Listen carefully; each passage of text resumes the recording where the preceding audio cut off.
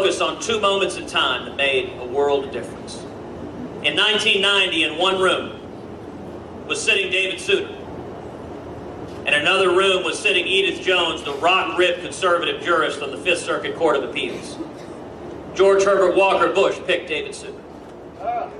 Let's fast forward to 2005. In 2005, in one room was John Roberts.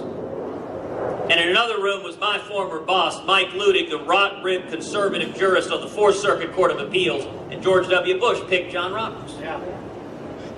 Now, in both instances, it wasn't that they were looking for someone who wasn't a conservative.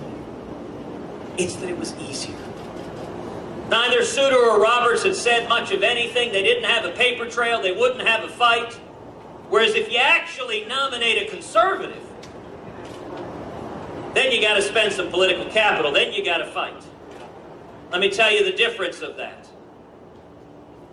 If instead of David Souter and John Roberts, the President Bushes had nominated Edith Jones and Mike Ludig, Obamacare would have been struck down 3 years ago, and the marriage laws in every state would still be on the books.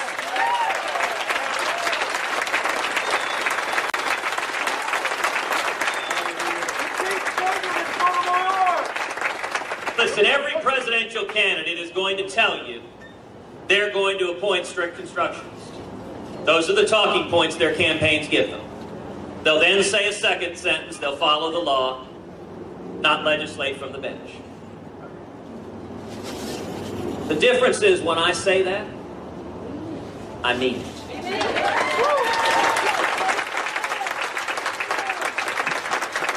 And I give you my solemn word that every justice I put on the Supreme Court will be a jurist committed to following the Constitution and not acting as a philosopher king imposing his or her will on the American people.